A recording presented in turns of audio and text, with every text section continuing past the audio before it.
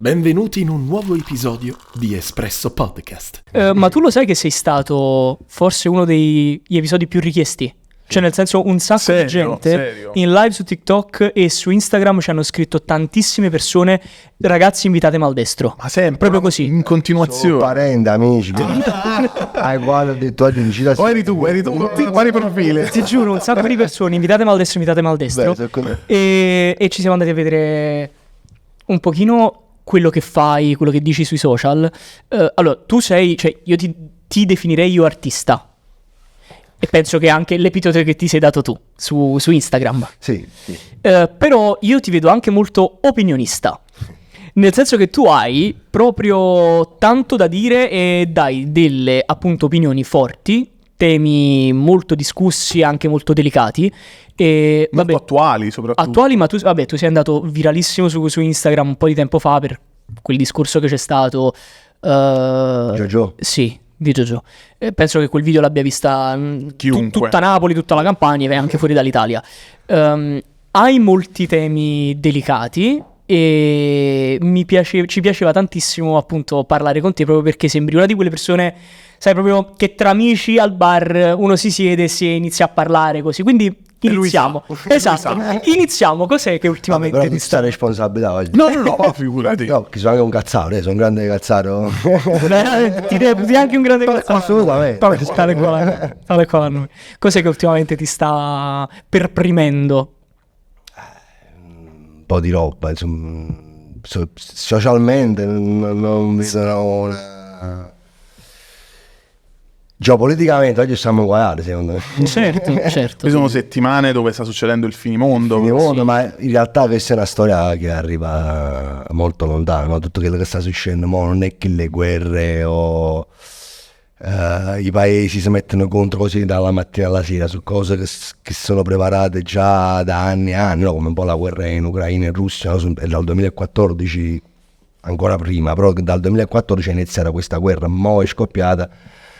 Ma già sono 10 anni che si fanno le tarantelle, quindi mi preoccupa che l'asse proprio si sta spostando, ma più che mi preoccupa un po' ce lo meritiamo noi occidente, no? Che abbiamo tirato un po' la corda su tutti i fronti e quindi credo che il nostro momento sia finito, quindi si sta spostando un po' tutto sul lato orientale e che si sta portando tensioni, sta portando... problemi economici, problemi culturali, sociali, migrazioni non controllate, perché la migrazione è una cosa bellissima, soltanto che ci vengono come la cosa più peggiore del mondo, invece la migrazione ce l'ha, l'evoluzione dell'uomo è diventata evoluzione proprio perché... E l'America è nata così. Esatto, bravo. Gli americani sono nati così, sono tutti emigrati. Tra l'altro molti non italiani, italiani del sud, sono, cioè New York lì hanno trovato fortuna, e Calabria e Sicilia, New York hanno inventato un sacco di cose. Vabbè, certo anche la mafia, però vabbè.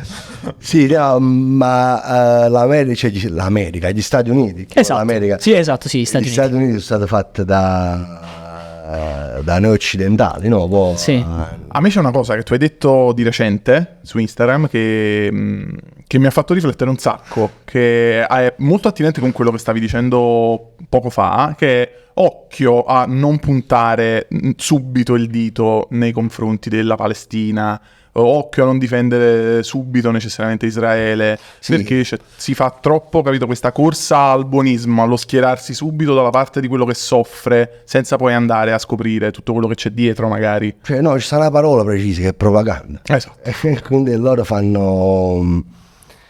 con la Russia hanno fatto propaganda con la Russia, no? E io vedo sempre quando succede una cosa nel mondo, la nuova cosa che fanno i profili cambiano, mettono le bandiere, no? Dove è stato in Ucraina, hanno invaso l'Ucraina, hanno messo la bandiera dell'Ucraina, hanno messo la bandiera dell'Israele, l'attentato, insomma, perché io sono di parere che persone non hanno licenza per niente, ma non perché la gente è ignorando, perché non ci fanno sapere, no? Perché viviamo in un paese dove è tutto controllato, la stampa è controllata, decidono loro a chi hanno a spingere e a chi non hanno a spingere, quindi Ma è normale, tutto quanto contro la Palestina, ma quando c'è le persone non sanno niente di Israele, non sanno niente della Palestina, non sanno questa guerra quanto tempo dura, non sanno che Israele fa abuso della Palestina da sempre.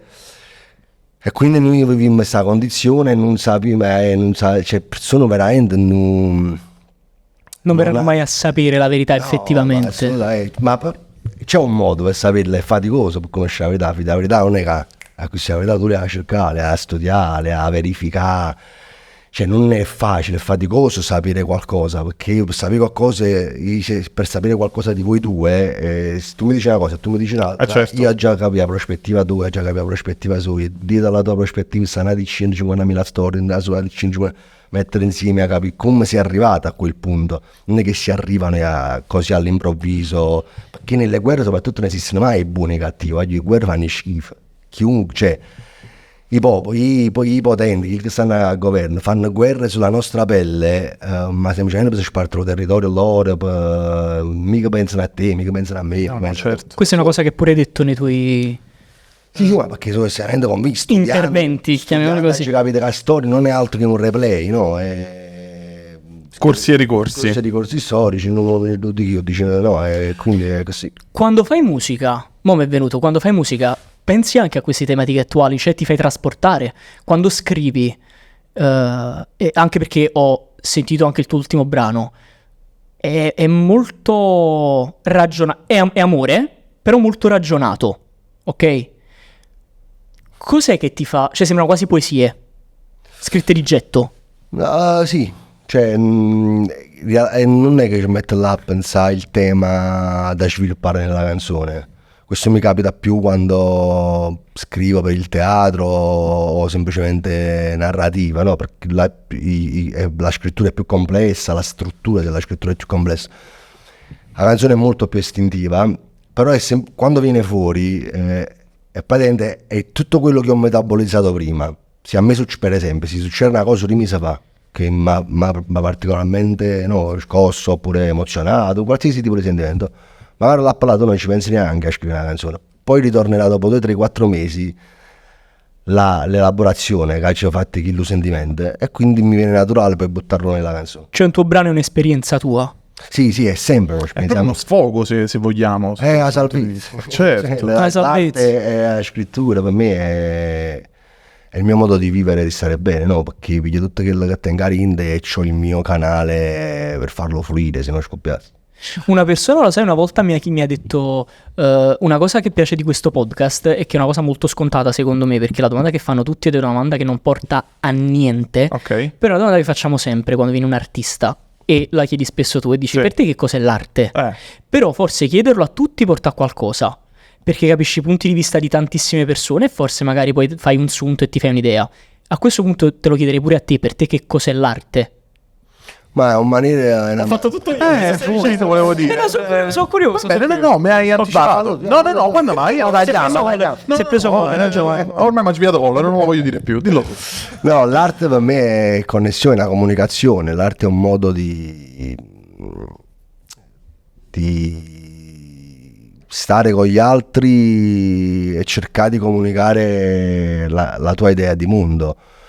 Anche se ci sono diverse ramificazioni dell'arte, che l'arte è pure mercificazione, no? Che l'arte sa da vendere, no?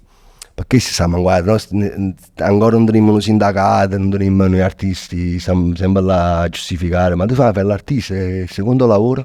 No, c'è l'artista, il lavoro mio è l'arte e la devo pure vendere, quindi non pensate a chi la dice che l'arte è solo una cosa, no, l'arte è anche mercificazione, è come il falegname fu mobile, lo metti in vetrina, poi lo vendere. E noi artisti facciamo un'opera, che qualsiasi opera. Quindi è giusto secondo te che l'arte abbia un prezzo, voglio dire, che sia oggettificata in questo senso? Assolutamente, perché io sto vendendo, io sto mettendo in gioco me stesso, no? Un falegname o qualsiasi altro tipo di lavoro, voi no, state lavorando in questo momento, tu stai mettendo in gioco il tuo corpo, la tua voce, i tuoi pensieri, la tua idea, pensare a questo podcast avete consumato notti, giorni per capire le cose e quindi avete consumato il vostro corpo, quindi è prostituzione in un certo senso. Nel senso, Ho capito, Ma sì. infatti a te ti ci vedevo proprio. Sì, lui ci vedo. Però è anche, cioè, l'artista è un essere umano e l'essere umano deve mangiare per sopravvivere, di conseguenza non mi posso cibare d'aria. No, ci sta. Sono d'accordo. Ma io posso cibare, cioè, faccio la canzone e dico che è bella, ma quando è masone. Ti serve un Devo ritorno. trovare un modo per soddisfare il mio ego, che l'artista è di avere pure un ego, no? Consapevole di averlo e gestirlo, sennò diventa un po' mitomane. Quindi non è vero che l'arte la si fa solo per gli altri. No, ma l'arte, almeno io, la mia arte, perché parlo per mio, Certo. le mie esperienze, la faccio per me, in primis per sta buono, che è l'unica cosa che ci fa qui. Cioè, e poi la si fa pure per... Io almeno ho trovato il mio modo di vivere con l'arte, quindi vendendola, andando in giro con i concerti, col teatro, e quindi facendo pagare un biglietto, quello che io sto facendo, perché io sto faticando pure per dare un'emozione a voi, ma non perché c'è, ma tu lo sai che dà un'emozione, ma perché si capisce, no? Quando tu vai in un concerto, dall'altra parte c'è qualcuno, tu canti, che la persona si emoziona, e quindi hai offerto sembra freddo dirlo così, però in realtà è così, quindi tu hai offerto un servizio, no? Tu hai dato, che poi chiaro rispetto a si vai ad un salumiere che te la fai le prosciutte, però che ti ha cibato, quindi comunque ha fatto una cosa importante. Magari noi cibiamo diversamente, la mente, quindi sì, è giusto che venga messa in vendita. MDS, mi puoi mettere un attimo l'articolo che ho visto di Antonio? Eccolo qua. Sì, penso sia questo. Esatto, questo qua che avevo visto di fanpage. Omicidio acuto, Quando c'è stato maldestro, da Geolier parole vuote, servono esempi positivi. Quando c'è stata la tragedia di JoJo, Sì. tu mi sei sembrato molto... Vabbè, sicuramente proprio perché da artista forse ti è venuto molto diretto, subito agguerrito su questo tema. Hai fatto poi questa intervista con Fanpage in cui giustamente dicevi sì, tutto ok, però Geolier, insomma, le parole forse dicevi vuote. Perché vuote perché il comportamento di certe persone, attenzione, io l'ho ribadito pure per me nell'arte non ci sta limite, nel senso una canzone, un romanzo, un libro, qualsiasi cosa è un racconto, quindi la vita viene raccontata a 360 gradi, sì, nel bene e nel male. Ed è giusto che va raccontato, quindi è giusto che un rapper canti certe cose, perché magari un rapper che vive in un quartiere, in un rione, non si muove là, ha visto solo che nella vita sua, il suo racconto è quello, sì. Ed è giusto che lo racconta, perché lui vede quello, non può ricandere i sentimenti, chi lo vede che il racconta quello, quindi tutto a posto. Il problema è quando poi intervieni in certi argomenti abbastanza complessi e vuoi dire la tua, perché poi ti è stata ritta dire la tua, perché tu hai spontaneamente non dissi manca ritta, no? Perché questa cosa è nata dopo un post che ha fatto Gianfranco Gallo, se non mi ricordo male, che invitava Geolier a esporsi per questa cosa, e gli ha scritto sì parole a scuola, i buoni esempi, eccetera eccetera. A me tutto si sgonfia nel momento in cui l'esempio non accompagna le parole. Quindi sì, tu rapper frequenti un determinato tipo di ambiente e poi fa morale che a scuola e come tu, quindi a me dici stiamo zitti, fai canzoni, facciamo canzoni, non chiama, no. Però io lì per esempio sai come la ragiono, che lui comunque è diventato un prodotto. Ok, da artista sei comunque diventato un prodotto e anche un idolo enorme, immenso al momento, italiano, non più napoletano. Di conseguenza tu c'hai una fanbase gigantesca di ragazzini che ti segue. Io penso che a un certo punto è pure tuo dovere morale ed etico. Ma dovere morale si tiene a personalità, però non che tra Nigel. Ah, ok. Cioè, è come se lo stesso discorso avesse fatto Donato con Mollico Senza, sarebbe la stessa cosa, voglio dire. Cioè, a me chi tenga una fanbase, viene un manager mio, viene chi per esso sia, dice tu dici sta cosa perché no, io dico sta cosa perché tenga personalità, la dice, ma sente la dice, ma se no voglio dire perché magari il mio silenzio posso dire 200 milioni di follower, ma il mio silenzio è un dire. Se non voglio raccontare che sto male, dice che la cosa è una volta triste, non è che... Quindi si manca di persone, come un guaglione, cioè le rete nei 20 anni, quindi... Però forse non rientra sempre in quel discorso che facciamo prima della mercificazione, forse più che dell'arte, del ruolo dell'artista in questo caso, cioè nel senso magari a lui... L'influencer, si parla tanto di influencer, influenzano le persone, di Cioè conseguenza forse a lui è stato detto di dire quella è cosa, uno strumento perché però... lui ha una cassa di risonanza molto grande, molto ampia. Però va bene che si sa molto, però io sono del parere che tu devi essere elevato interiormente per gestire quella cassa, Certo. capito? Perché ho grandi poteri, grandi responsabilità. Bravissimo, certo. Quindi, Cioè dovresti essere tu in primis. in primis ad avere una coscienza, quindi lo si perdona perché non ha fatto niente di male, cioè, No, lo si perdona perché guagliò, perché magari non c'è ancora una determinata esperienza per poter dire delle cose, nonostante comunque Giorgio vengono quartiere mio, quindi hai certe cose l'ha vissute e ce l'ha sulla pelle. Però spesso si commette l'errore proprio perché non si ha la caratura per poter parlare di certe cose profondamente, e quindi si lascia delle dichiarazioni che si capisce che sono messe là giusto per far vedere che tu, che tieni 200 milioni di follower, tieni un'opinione su questo argomento. Non so se tu hai visto il video che ha fatto Antonio su Politically Correct. Là si potrebbe aprire una discussione che penso non finirebbe più, perché questo invece è un argomento che a me Giovanni ci sta un po'... Sentiamo fin troppo vicino. No, non è che ci appiccichiamo. In realtà la pensiamo in maniera molto simile. Ci appiccichiamo gli altri, esatto, perché non se ne può più. Diciamo, tu pensa che molte cose, e penso che vivendo anche il mondo... Non so quanto vivi il mondo social. Lo vivo abbastanza, sì. Allora, ultimamente soprattutto. Saprai benissimo quanto è diventato difficile poter esprimere al 100% quello che si vuole, quello che si pensa. Sì, voglio, ma hai sfondato una porta aperta. È come tipo Diabolic, capito? Quando stai con tutti i laser che non li devi far muovere, altrimenti scatta l'allarme. Sei lì, capito, in bilico, sperando di non pestare una merda ogni passo che fai, perché... Sì, no, ma si finisce, cioè, si rischia... Ma come in due video, di essere tutto quanto finto, fare tutto quanto i sorrisini, ma rendere tutto quanto a piezza, no? Quindi politically correct è anche un modo per controllare ancora di più, no? Soprattutto sui social. Quindi io spero, cioè la mia idea di un mondo è che l'essere umano prenda consapevolezza di se stesso.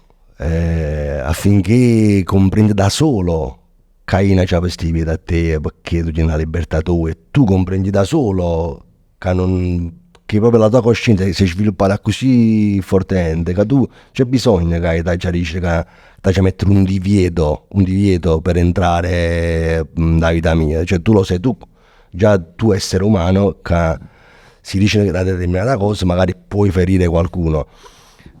Comprendo che per fare questo c'è un lavoro interiore importante, perché viviamo in una società dove bastano 15 secondi di nemmeno 3 secondi per distogliere l'attenzione di una persona.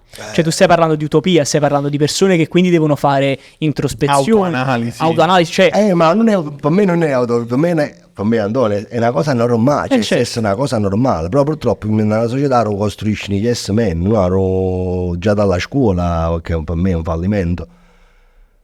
Fanno sì che tu diventi l'operaio del futuro, che deve essere controllato, che deve faticare 8 ore al giorno, tiene 3 settimane di ferie tutto l'anno, e quindi tu fai tutta una vita, arriva a 70 anni, che hai fatto tutte cose pellate, tu non sai manco chi sei, perché non devi proprio tempo di guardare a rinde, eccetera, e quindi una vita è stata. Con la tecnologia, con i social, che io sono a favorire i social perché hanno portato tante cose meravigliose, ma come tutte le invenzioni, no? Certo. Cioè, due lati della stessa l'utilizzo che ne si fa, voglio dire che... Questa cosa può andare ancora, cioè mi immagino un futuro, no? Su 90% di esseri umani Perché l'algoritmo decide tutto ormai, quindi decide quello che devi mangiare, come devi vestire, quello che devi fare, eccetera, eccetera. E un 10% che là pensano ancora che stanno a coppa, che controlla. Questa cosa è verissima e in maniera molto semplice hai detto una cosa che mi tocca anche in maniera molto personale, quotidianamente, non ci faccio manco caso, però alle volte ormai sono così diventato anestetizzato dal pensare che spesso e volentieri una domanda che potrei fare a qualcuno io la faccio a ChatGPT perché è più immediato, è un'intelligenza artificiale, mi risponde subito, che è più efficiente. Certo. Allora, l'intelligenza artificiale può risolvere tante cose, no? Però può, per contraltare, può anestetizzare totalmente, perché tu non pensando il tuo cervello si atrofizza. E quindi 20 anni fa, non dico manco 50 anni fa, 20 anni fa, 30 anni fa, se ne fanno un calcolo, facevano in un modo, mo non facevano manco più. Quando è l'ultima volta che avete preso una penna in mano, ragazzi? Io 87.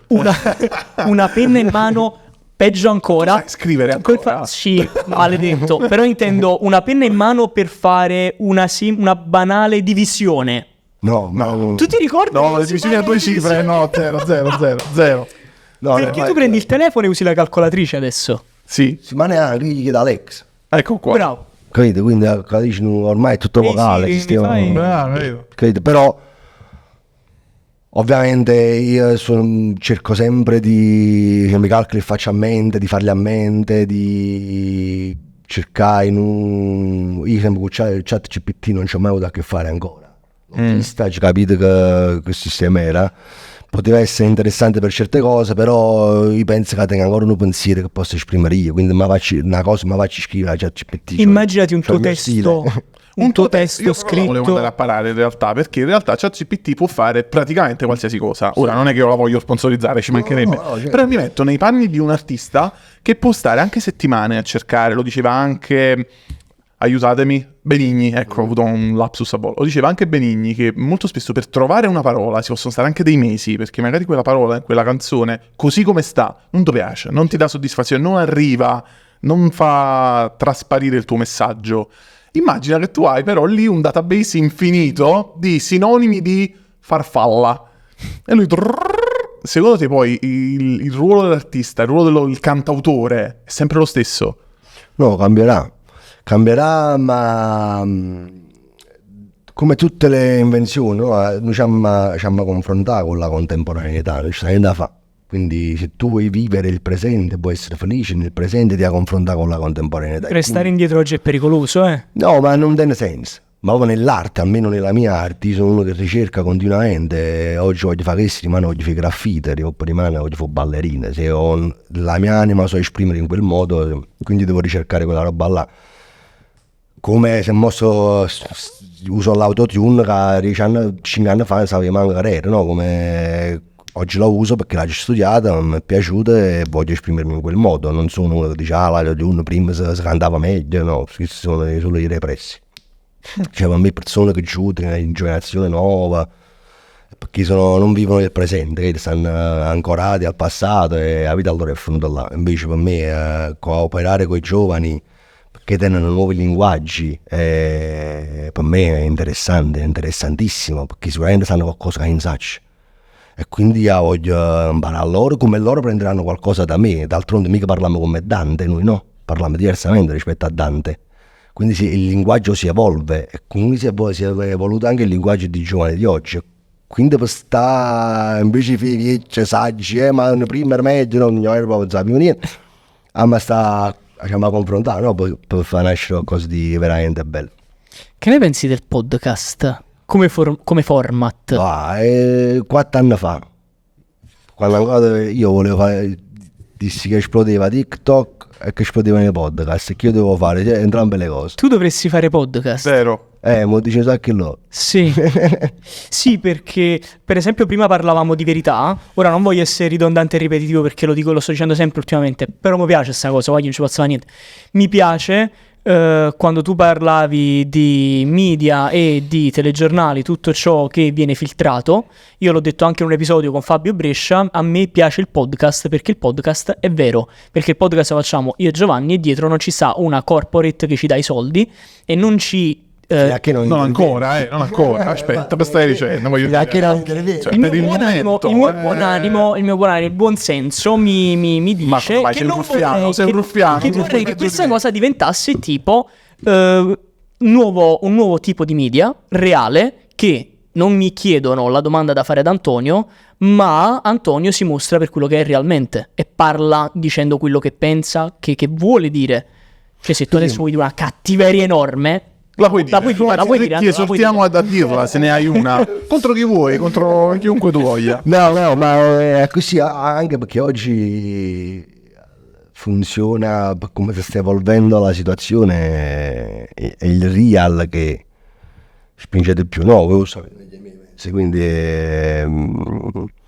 si dà solo fare attenzione poi a non essere fintamente real, come un po' fintamente spettinato, no? Quando hai i capelli spettinati, ma ti ho già capito che sei... tu conciavi, tu no, però lo facevi spettinato apposta. Sì. E quindi si può rischiare di fare questa roba qua. Ma Perché si percepisce secondo te poi? Però magari chi lo sa lo sa. si può percepire, anche se mo vedo dei video di gente che parla, che dice, poi alla fine dice no, questa è intelligenza artificiale. Tu dici, ma no. Sì, aspetta, chi è? Ma ha visto un video di Gianbruno, l'hai visto? L'ex era... Forse era quello che avevo visto, ma anche, non so se era Tom Hanks. L'hai vista la... No, non l'ho visto. C'è uno spot in cui è uscito Tom Hanks in America, non mi ricordo adesso per quale brand, e lui disse, guardate che non ho recitato io per quello spot, è un'intelligenza artificiale.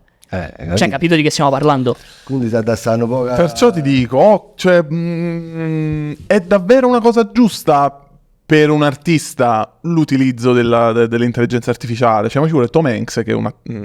Cioè, non è il primo che abbiamo trovato in mezzo alla strada, è Tom Hanks, voglio dire. Dipende sempre come fai, dipende sempre che ci metti dentro,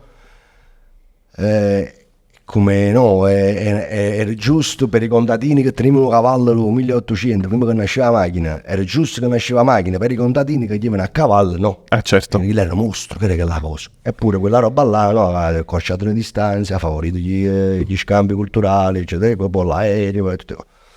Quindi magari per contadini non era giusto.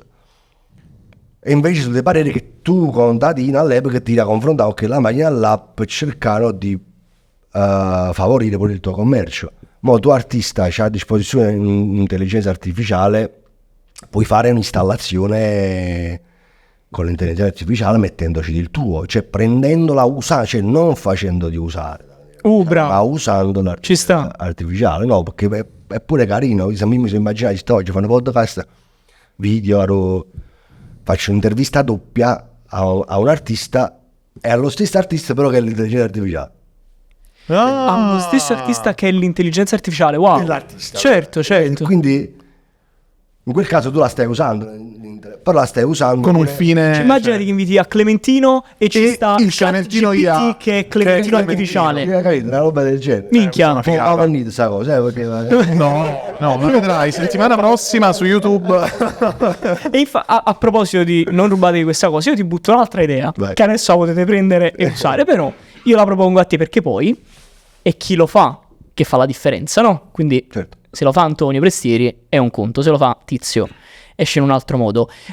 Chiaramente tu sai che in Italia come funziona l'intrattenimento, ciò che funziona e va forte in America noi lo prendiamo e lo copiamo pari pari, ok? Ti trovi? Siamo d'accordo? Yes. Per me è così.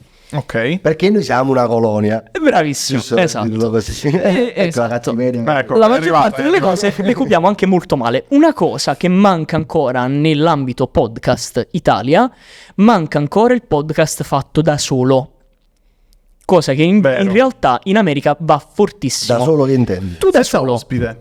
Tutti i podcast italiani, il 99%, penso ancora di non averne visto uno in cui c'è solo una persona che parla, sono fatti da host Che ospite. monologhi praticamente. Invece in America perché funzionano tanto i podcast? Perché vengono fatti da comici, persone che possono supportare e sopportare un'ora di chiacchiera, anche due, da soli. Tu, secondo me, potresti essere il primo che qua in Italia fa un podcast da solo che si siede a tavolino, si mette a parlare e io ascolterei ogni secondo fino alla fine.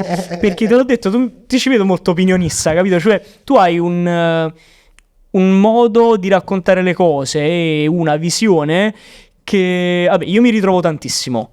Però secondo me anche non esiste né la giusta né la sbagliata, però vedi tanti modi, non so se mi spiego, cioè la guardi da tante prospettive, certo. Quindi dai diversi punti, diversi spunti. È interessante. Come ci sei trovato poi opinionista? Ma scrittore per il teatro. Ad avanti popolo, scrittore per il teatro, cantautore, Sanremo, rapper. Capito? Opinionista. Come hai iniziato? Ma no, l'opinionista è stata tutta una roba nata in modo proprio fulmineo, perché da quando ho cominciato a fare contenuti sui social, poi sono andati virali 3-4 video, mi hanno chiamato dalla Rai e mi hanno detto vogliamo fare un colloquio con te perché ti vogliamo offrire questa opportunità, perché ci piace come racconti cose, come la stiamo perché si sono resi conto che esistono ragazzi che sanno parlare, sanno parlare. E io sono riuscito a fare il colloquio e insomma è andato tutto a buon fine, quindi per me è stato veramente tutto, ma un po' la mia vita è così, pure Sanremo, sono stato a Sanremo è stato tutto una roba fatta per gioco, presentavamo pezzi, selezioni, passavamo a Nantes, mangiacaremo, e poi bello e buono Sanremo veramente mazzuato. Quindi è veramente andata per i soltanto che sono pigro, fatto i podcast. Sei no? Pigro, la malattia più brutta che esiste. La pigrizia è la malattia peggiore. Io ve lo giuro, sono 4 anni che dico che ci fanno podcast. Quando i podcast ancora non dovevano scoppiare, come TikTok. Io ho fatto una serie su TikTok, ma sto parlando del 2020, inizio pandemia. Quando poi dopo qualche mese è esploso perché era una serie di 2 scarpe che parlavano, perché anche loro se in pandemia non potevano uscire e quindi avevano pensieri sul mondo. L'ho mai pubblicato, l'ho fatto solo perché mi divertì. Però sono anni che dico che voglio fare un podcast oggi, e ho tantissime idee, però poi belle e buone in scena proprio. Però guarda, è la vita dell'artista. Un mestiere che secondo me è proprio all'esatto opposto della pigrizia, perché a differenza dell'impiegato che o va a faticare o non mangia, lo scrittore, cioè come tu che sei pigro a detta tua, come fai a combattere quel sentimento di vabbè, accendo dopo il PC, lo metto dopo, mi metto a fare dopo, cioè... Perché di base sono un contemplativo io. Ok. Posso pure ore di notte, io sono un notturno, mediamente vado a letto alle 5:30 del mattino, cioè mi vado a letto quando l'alba scende, poco prima dell'alba. Quando gli altri si svegliano praticamente. E sto ore a pensare. Cioè sono ore a pensare a miliardi di cose e da una parte sta roba è buona perché mette molta carne a cuocere. Dall'altra parte poi è deleteria perché poi non riesce a sciare il vortice e non riesce mai a dire ok, fermo questa cosa e mo comincio a fare questo.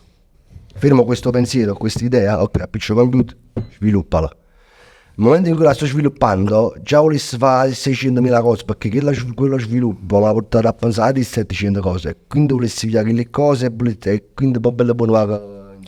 Io sono completamente in disaccordo con quello che hai detto. Sì. Io penso che l'artista deve essere pigro, sia pigro e deve essere pigro. Addirittura. Ti spiego perché. Non deve, però ti spiego. È molto probabile che lo sia.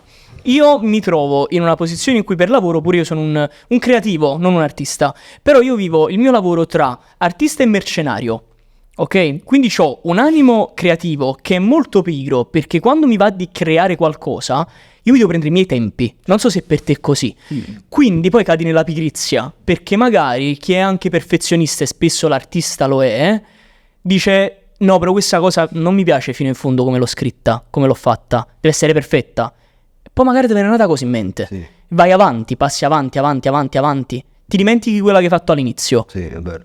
Poi tengono dubbi ogni 3 ore. Tieni un dubbio ogni 3 ore. Ecco, vedi. Padre i dubbi, cioè ogni cosa tengo dubbi. Dico, Ma è un inferno però. Sì, esatto. Ma chi tu fa voglio ma dire. poi se faccio una cosa, questo caso parliamo di canzone. Sì. Faccio una canzone. Cioè, nel momento che la faccio, bellissimo. È bellissimo. Ma la sento tanta, bellissimo. O una roba, si già mette male una cosa, che la canzone è come se, cioè, noi già non la voglio fare. Non ti Finita, piace più, fine. non ti piace Via. più, via. Già fa una cosa. Ho visto che infatti il mio manager ci prova, tu ma pubblica subito le canzoni come mando, perché tu già sai che tu. Poi Così non volevo altra cosa niente. Passi avanti e non fai più niente. Tu in un futuro come ti vedi? Cioè, continuerai a fare musica? boh, chissà.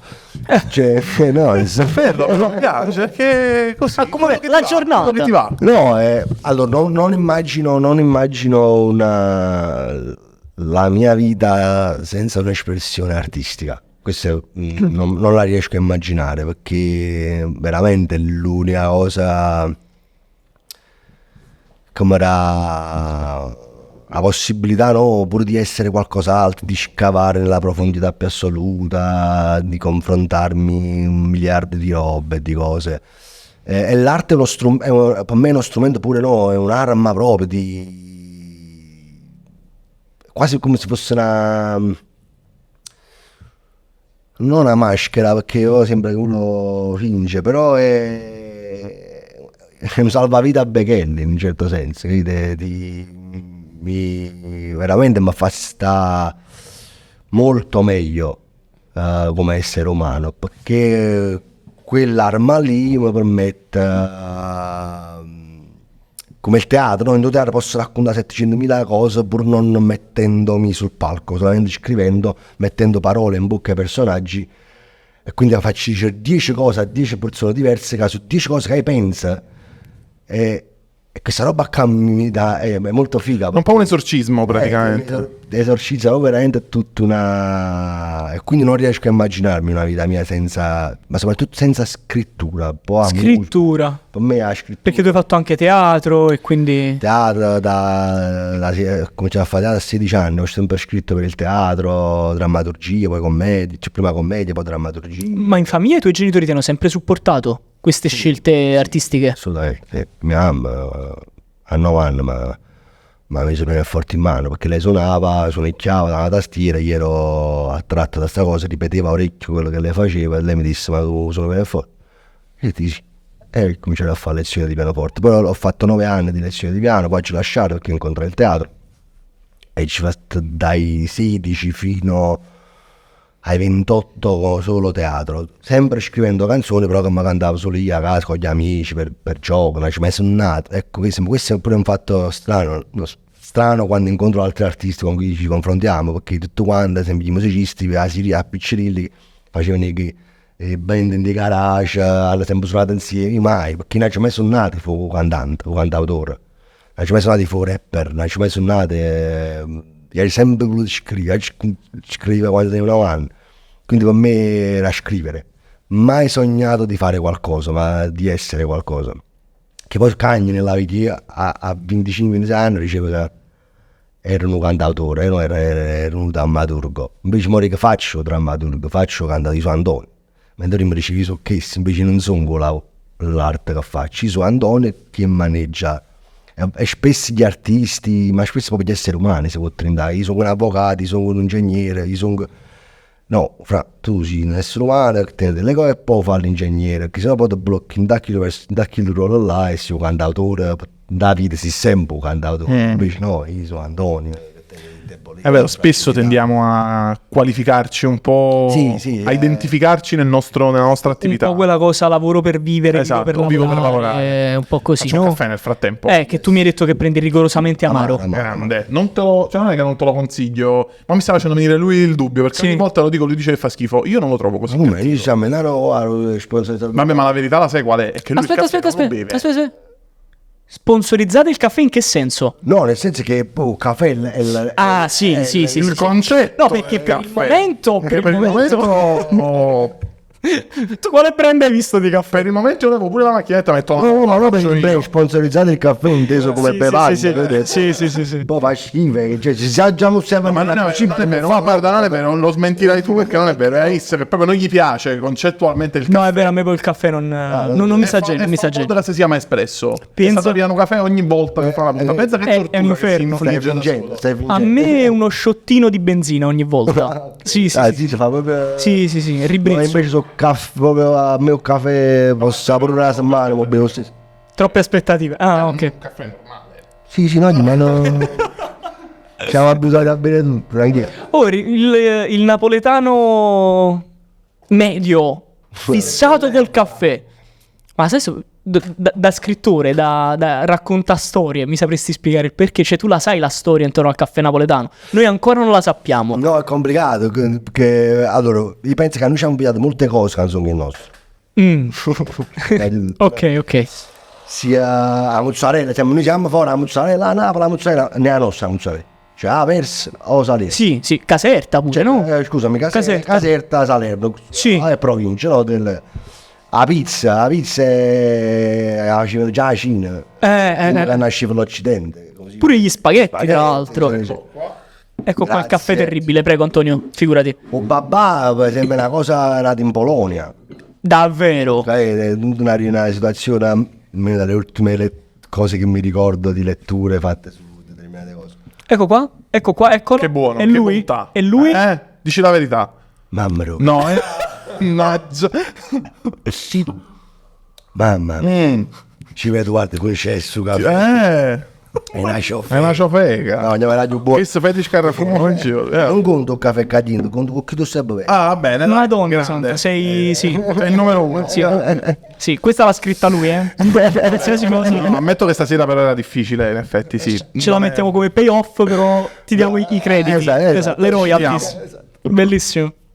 No, comunque una napoletana vive molto di luoghi comuni. Napoletana, pare che io pure sono napoletano e quindi pure vivo molto di luoghi comuni. No, però spesso ci adagiamo in questa situazione del dell'essere un po' vittime. Un po' al centro del mondo il napoletano. Certo, abbiamo delle particolarità. C'è una città nostra, è fatta diversa dalle altre città proprio geograficamente. Questo influisce molto nell'essere umano. Sono d'accordo, no? sì. È una cosa che nasce. C'è una cosa che un avvocato fatica a Margellina. Sì. E da fare cosa pranzo, esce solo, sta in coppa mare. È normale che chi si avvierà verso l'ufficio con molto più. Sta a Milano, sta a giocando 3 gradi sotto zero. Normale che corre un meno pazzo che ha faticato tutta grigio, milanino, si è esaurito, chiaro. Quindi questa roba qua, secondo me, proprio la geografia, il vulcano di fronte, influisce molto sulla nostra stare un po' così. Ma su tante altre cose. Sì, psicologicamente il vulcano sai, è un segno di pericolo, quindi tu stai sempre Allerta. sull'attenti. Sempre in certo. Sì. Non si sa mai che succede, rimane giovane. Sì. Si può dire. Esatto. Un'altra cosa che tu hai detto in uno dei tuoi reel. Scusa, no, ti fa questo appunto. Prego, Anto. Sì. Cioè, chi ha rappresentato per me, Antonio, Napoli, un napoletano, anzi non Napoli, ma il sentimento del napoletano, per come lo concepisco io, è Troisi. Troisi, ok. Massimo Troisi, secondo me, è uno dei più alti poeti e filosofi che abbiano da noi nella società, che ha rappresentato il napoletano la fragilità, la malinconia, la sensibilità, completamente il contrario dei luoghi comuni, no? Del caballacca, tarantella, sempre bello, sorridente, abbattuto, l'attore, cantante. No, cioè il napoletano c'ha un'amarezza e una malinconia molto più spiccata, secondo me, della simpatia. Forse nascondiamo la serietà. Il suo modo di parlare proprio di Troisi, questo suo essere un po' titubante, incerto quando si esprime. Era timidissimo Troisi. Vero. Traspare molto questa Io conosco cosa. molti napoletani così, molti napoletani così, ma lo stesso io mi riferisco nonostante uno che comunque ci piace i pari, i battute, i ridi, di essere comico. C'è una malinconia dentro, no? Radicata, ma che non per forza che viene da qualcosa, perché è proprio un sentimento che sta città mi proietta dentro. No, quello che dicevo è che la maggior parte di noi, quello che ci accomuna è forse mischiare la serietà con un pizzico di ironia, no? C'è sempre pure quel tocco di non di risata, però appunto di ironia, che può essere pure a denti stretti, un po' così. Quello che ti volevo chiedere prima, il parere, parentesi calcio. Ok. Che vedi, quello per esempio. No, allora tu sei tifoso.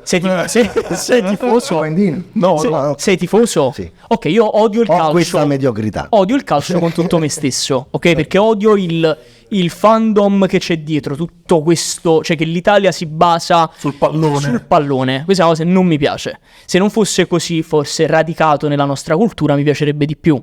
C'è una cosa che hai detto e mi ha fatto impazzire. Se succede che ti tagliano lo stipendio o la pensione, in piazza Zero a protestare. Però se De Laurentiis si vende Osimhen, 50.000 persone in piazza. A me questa cosa mi ha fatto impazzire, perché ho pensato, oh, finalmente qualcuno lo ha detto, qualche napoletano lo ha detto. Sì, allora, ma se tu pensi come è assurdo pallone, no? Cioè, nel senso, noi stiamo là a vendere loro con che giocano. Noi stiamo là a pagare un biglietto, a pagare 100 euro. una piattaforma che può essere qualunque essa. E stiamo là a vedere gente che gioca, noi paghiamo per vedere gente che gioca piuttosto che giocare noi.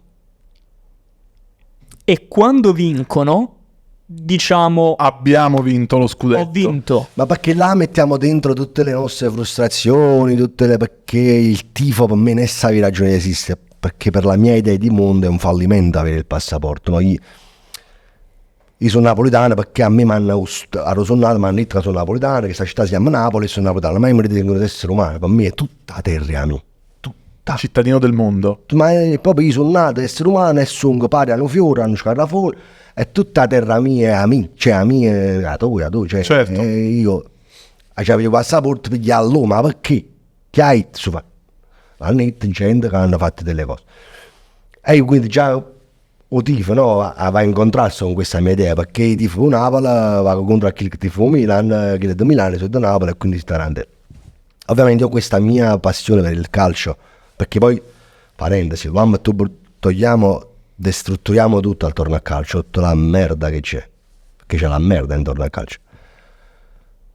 È un gioco bellissimo, cioè è un gioco complicato pure. Se tu immagini il fuorigioco, c'è solo un genio poteva inventare un fuorigioco, no?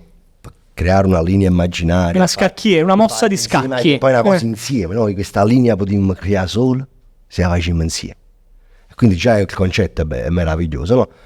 Quindi è pure complicato da fare, perché tu va a fare buono No, certo. sta a essere una cosa, no? Col tuo compagno per mettere quindi fuori gioco, quindi ci sono le sovrapposizioni, le diagonali, è bello, cioè poi calciare, vedere uno che calcia un pallone perfetto, lo mette in capo. Stanotte stavo vedendo un documentario di Beckham, un artista, cioè un pittore, no? Che faceva quello vero, era una roba, era pari a uno che ti fa un disegno uguale, tanto parlo con pallone, quindi è bellissimo. Poi tutto quello che ci sta attorno ha contribuito a rendere questo gioco una merda, no? A rendere a mettere in mezzo la politica, la società, perciò poi i tifosi schifo una parte con un'altra, un cosa assurda, eccetera, eccetera. E quindi io questa mediocrità tengo perché da piccolino questa roba è una roba che ti tramanda, no? Io sono cresciuto a casa delle mie cugine, con i miei cugini tifosissimi del Napoli, e mi hanno dato questa cosa addosso che volta mi fa bollire, no? E dico, ma perché un cazzo così assai? Cioè, ma perché? Però non è razionale. Non è razionale. Io sono sceso a festeggiare, ho scritto Napoli, attenzione, quindi faccio parte di questa roba qua, però non più come prima non scendevo se era partito Napoli.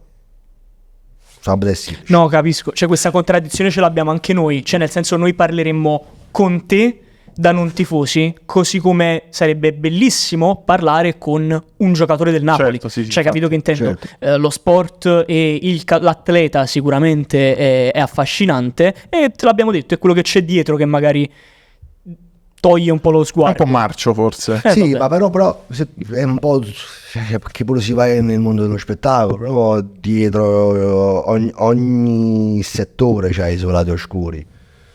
Non è mai il calcio, tanto che il calcio, perché è uno sport, Muove tutta l'Italia, Antò. muove tutto il mondo. Tutto il mondo. Tutto il mondo, ma perché tornando al prima, no, che si sta spostando geopoliticamente tutto l'asse, Ok, perché gli arabi, si stanno Stanno, comprando tutto. i calciatori, perché la prima mossa che hanno fatto, perché il calcio è proprio portatore di interesse universale. E quindi a me cosa hanno messo mani è stato a comprare i giocatori. Il 2002 un mondiale che ha vinto l'Argentina, ma non si è visto mai che qualcuno alzava una coppa Con la ma non mi ricordo il nome tecnico, però la veste, l'indumento, vabbè, sì, chiamiamola vestaglia.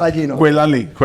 No, sono stati fatti i mondiali in tutti. È stato un mondiale molto politicizzato, in effetti, quello lì. Assolutamente. Oggi guarda, chi si cane ha fatto questo mondiale a dicembre e secondo te per formare tutti i campionati del mondo. Quando so no, certo. Vabbè, ma quindi scusami, io stavo pensando a una cosa. Noi abbiamo sempre detto, cittadini del mondo, il tifo non dovrebbe esistere, perché va contro questo senso di, come dire, essere umano, la terra è tutta la mia, siamo tutti uguali, eccetera, eccetera. Quindi un napoletano juventino può esistere? Mamma mia. Sì, questi poi sono sfottò che si vanno poi dopo a creare, no, perché è bello, perché è bella avere pure la rivalità, perché poi fondamentalmente pure in natura esiste la rivalità, esiste la sopraffazione, no? È un fatto naturale, è violenta l'evoluzione, non ci sta niente, pure il rapporto sessuale per concepire è violento, cioè l'atto è violento, non stiamo andando a finire la violenza sessuale, che non è la cosa. No, perché siamo partiti dalla Juve più che altro, cioè io no, nel senso, perché lo sfotto deriva poi capito, da un sentimento che tu ti senti meglio, che se non sfrutta. Sì, no, ho capito. Non sfrutta a te Ho capito. perché mi sento meglio, no? Perché io penso che la squadra mia è più bella da tua, è più forte da tua, eccetera, eccetera. E poi c'è questa antica rivalità con la Juve perché ovviamente tutto il resto appresso. Sta roba che sono tutte cose da valutare, perché in genere supporto più napoletano borbonico, sì, ma vogliamo tornare. Anche basta, ma vogliamo tornare a rete, dice, ma ne hanno fatti Socruso, e quando Socruso hanno fatto, no? Capito che l'Italia rivendica o Sopruso che è stato fatto la Germania, e quando l'Italia faceva Sopruso alla Libia, certo, cioè, capito? c'è sempre una seconda faccia della medaglia. È assurdo, però è tutto storia, però stai parlando comunque di secoli passati e le cose vanno avanti lo stesso, cioè si spera, sai, che generazione dopo generazione certe stronzate scompaiano, invece No, ma perché per me il Borocchi può dividere la Napoli, sì. eccetera, non è diverso da quello che può fare la Padania libera. Che ora che c'è stata la partita Napoli-Verona, Verona-Napoli, ragazzi, ma io ho visto certe cose. Dai. Roba brutta, l'anno scorso ti ricordo che c'è uno striscione con le coordinate di Napoli? Sì. Allora, a volte si odia pure per tradizione. Questa è la cosa più pericolosa, capito? Perché magari io non ho mai subito niente a un veronese, anzi a me Verona mi piace, cioè quando vado a Verona, ogni volta diceva che Verona è una città a me che piace moltissimo, però mi ci sono pure in colpa. Io non c'è mai avuto a che fare, cioè mai successo qualcosa di brutto con un veronese, mai, se non solo bene, quando ho avuto a che fare con i veronesi. E io mi ci sento in colpa dentro di me perché mi piace Verona. Perché magari se quel tuo zio, quella tua cugina, durante le partite del Napoli ti diceva loro sono cattivi, loro vanno odiati. Mo non stavamo parlando, magari tu eri tra gli ultras che si metteva a fare. Io già fare un lavoro per mandare questa roba, no? Perché noi da piccolo tutti gli impulsi che ci certo. ci formano. E quindi ho fatto un lavoro non indifferente. Diceva che struzzato. Per esempio, io la penso così, cioè che siamo tu Antonio come persona, io Mario come persona, sono non un calcolo, però un insieme di tutte le esperienze, le emozioni che mi hanno trasmesso da quando ho memoria, certo. E non probabilmente. Siamo tutti deviati. Mario soprattutto, pensa alle esperienze che ti hanno formato a te, per esempio. Però deviati come vedi. Perché tu hai avuto l'allarme? Perché ci hanno insegnato che deviato è una parola brutta, che è nell'eccezione negativa, le deviato sta fuori la cappa. Deviato nel senso di deviare corso, cioè se io aiuto un'esperienza, se io scendo dal palazzo e vado a sinistra e faccio un tipo di percorso deviando a sinistra piuttosto che a destra, la vita mia piatata piega. Se il nostro genitore ci ha messo una roba in testa a noi, piuttosto che un'altra, ha deviato il nostro modo di pensare. Non è che è un'eccezione negativa, siamo tutti deviati perché tutti ci influenziamo. Cioè da questa discussione, da questo dialogo che stiamo facendo, anche inconsciamente, ne usciremo tutti cambiati.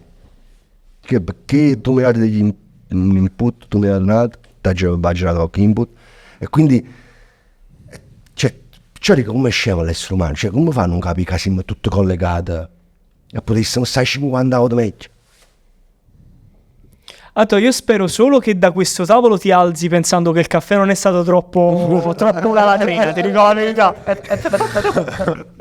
Ti ringraziamo per essere passato qua al podcast e spero che ti apri finalmente il tuo, senza pizia. È facile, ma concorrenza. O un episodio insieme, che ne sai? L'ho trovato nella barricata. Grazie a te, grazie mille. Grazie per essere passato. Grazie. Grazie.